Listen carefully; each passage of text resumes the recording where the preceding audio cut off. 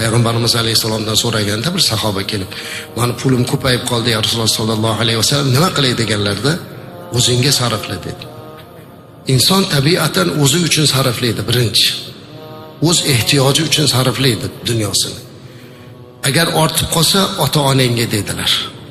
Ulardan ortsa ahlingga, oilangga, aka-uka, qo'm qarindosh, qo'ni qo'shni, ulardan ham ortsa ma'shikda dedi, xohlaganingni qil kelgin dedi. Ya'ni unda ham gunoh qil degani emas, ya'ni xohlagan joyga sarfla.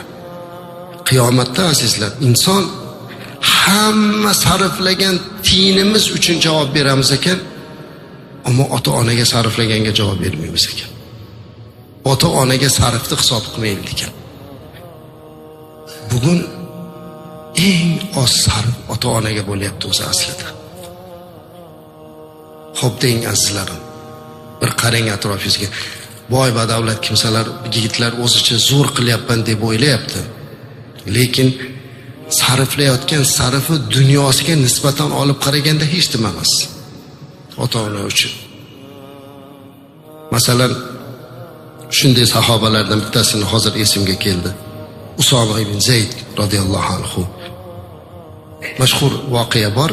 Bir kuni Ummu Aymana o'tirib o'g'liga aytdiki, "O'g'lim shu jammor yoki jimmor ikki xil aytilsa kerak, jammor yoki jimmor deyilar edi.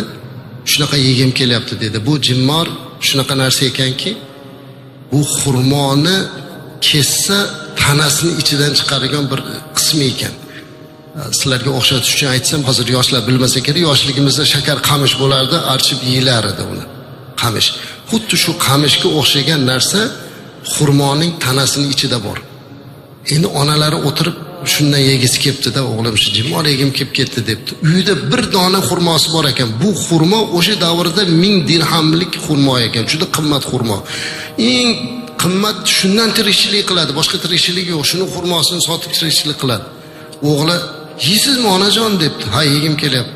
Shunda darani qirqib o'sha joyini chiqarib berib. Odamlar kelib, "Bundan tirikchilik qilyapti, seni boyligini" deganda, onam so'rasa, qo'limda imkoniyatim bor bo'lgan hamma narsani beraman, men buni to'xtata olmayman dedi. Ammo bugun nima qilyapmiz onamiz uchun? Hech biror marta onamizdan nima yegisi kelyapti deb so'radikmi?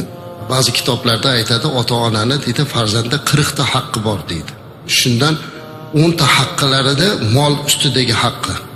O'sha ota-ona xohlagan narsani olib berish, mol mulkini ota-onasiga xohlagancha tasarruf qilish imkoniyatini berish.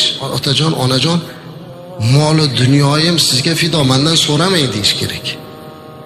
Bu dunyo sizniki, nimani xohlasangiz shuni qiling deydigan darajadagi farzand bo'lish kerak. Ularda xohlagan narsasini kiydirish va o'zidan oldin ota-onani muqaddam qo'yish deydi.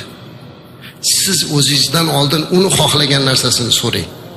Nima xohlayaptilar? Nima qilib berish kerak? Istaklari nima? Mana bu narsa bo'ladi. O'sha moli bor odam to'g'ri sarflagan bo'ladi.